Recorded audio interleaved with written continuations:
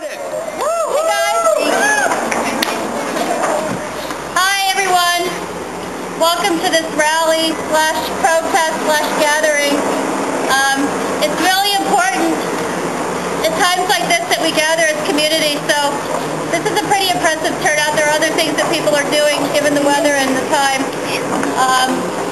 I just want to say a few words, and then I think it's pretty much open mic. Whoever wants to come up and talk, Mike here is going to MC escort people.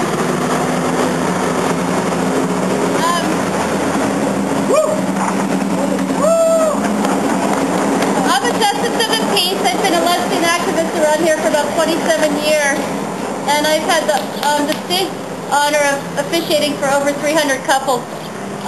The first couple to call me is right back there. Back in the New Jersey transplants, we got them before New York, but New Jersey originally. Yeah. And I also want, before we talk a little bit about California, I want to quote some things. I do want to say how amazing it is that we have Iowa, Connecticut, Vermont, Maine, and of course Massachusetts.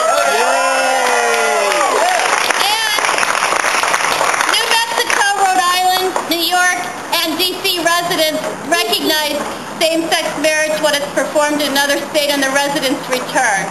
In fact, about 80% of my business since last September when Patterson opened it up has been couples from New York, who, typical of New Yorkers, are impatient about waiting. So, this news in California, I look at it a broad way. I lived out in San Francisco for a few years, and I can imagine how disappointed people feel. But I know, having lived through a lot of social norm changes here, that it's just a matter of time. It's frustrating as hell. We shouldn't have to continually feel beat up upon as a demographic of people. We shouldn't have legislation, constitutions used to discriminate. We're the first class of people in this country that has happened to when you've added things to constitutions. But I will say in Massachusetts, when this first came around and we were at the State House, I felt sick at my stomach. I actually had to be escorted to my car in March of 2004 because there were so many fearful, strange people at the State House spitting at us, basically. A lot of people in clergy robes, but by 2007, when we managed to keep the vote from the ballot measure, when we managed to keep that from happening, we had all the clergy, we had the spiritual community. They became a very kind of freakish minority, similar to the Ku Klux Klan in the South, who used to be normative and, of course, aren't anymore today. That 48% of the people in California voted against Prop 8, I think is incredible. I've lived on the coast. I know how conservative the rest of the state can be. It never goes down. The next time around, it's going to be over 50%, if indeed we have to succumb to a voting procedure again. I do want to say shame on Chief Justice Ronald George. If anybody read the opinion today, I thought what was really particularly heinous was when he said Prop 8 did not entirely repeal or abrogate the right to such a protected relationship. He argued it carves out a narrow and limited exception to these state constitutional rights, reserving the official designation of the term marriage for the union of opposite-sex couples as a matter of state constitutional law. Like, what the hell does that mean? Does anyone know? And we just have to continue to fight. We have to convince our fellow community members in California to not act out of fear. I read a few articles today that suggested to me that they were lying low to make sure that the 18,000 couples would be intact. Well, they were going to be intact. Those were legal marriages. And the campaign to stop Prop 8 was not particularly hard-hitting. Governor Patterson in New York is my latest hero because he's like, fuck it. I don't care if people aren't ready. They're not ready ahead of time. You have to push things forward, and then people become ready. Yeah. Woo! Yay. And I don't know if somebody else, who else would like to talk? The punk? Hey. Hey everybody, it's great that we all came down in this kind of numbers today to speak about our grief about the decision. I guess it's impromptu. You know, I grew up in the lesbian feminist community in the 1970s. That was where I spent my childhood. I went to my first Pride when I was 7 years old in 1977 in San Francisco. And I guess I walked down here today to speak about all of us over the decades who have suffered as second-class citizens because our family were second-class citizens in the United States.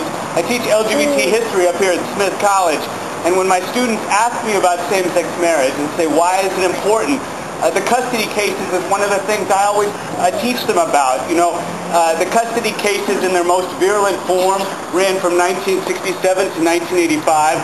Lesbian mothers and gay fathers lost custody of their children across the country.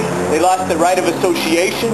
They lost the right to be with their children around any kind of gay rights, lesbian rights activity. The custody cases are still going on in certain states of the Union, and only equal rights are going to stop that potential, right? That potential for suffering. So I think, like the previous speaker, I think, you know, Mom came out here when I started teaching at Smith, and we walked around Northampton, and she said to me, isn't this incredible? Massachusetts, right on. I mean, the amazing thing is in 1975, the women who raised me told me never to say the word lesbian in the welfare office, never to say the word lesbian in my elementary school, never to say the word lesbian around cops. And those things are changing. They're changing actually in a really beautiful way that gives me a lot of hope. So thanks, y'all. Thank you.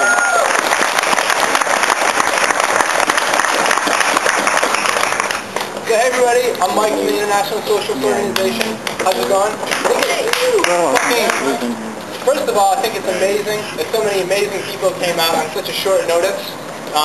That's the first thing to say. I think the structure of this today, I'm going to help Jam just sort of facilitate it. We can do some chanting, we can do some spirited chanting to show our frustration with the bigoted decision that the Supreme Court in California made today.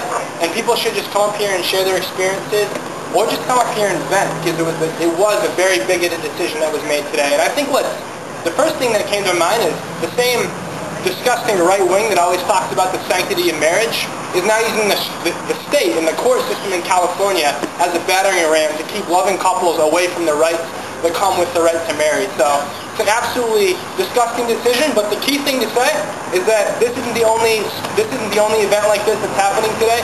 People all over the country are holding events like this. It's all on dayofdecision.org. You can see dozens and dozens of communities are holding rallies like this.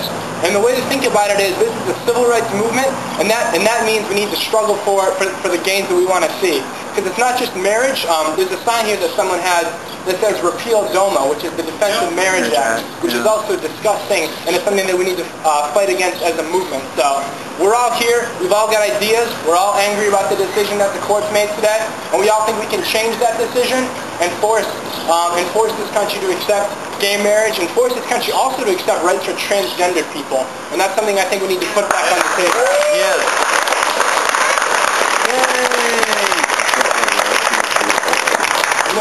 The first person that spoke about sort of the tepid organizing drive is the people that organized in opposition of Proposition 8.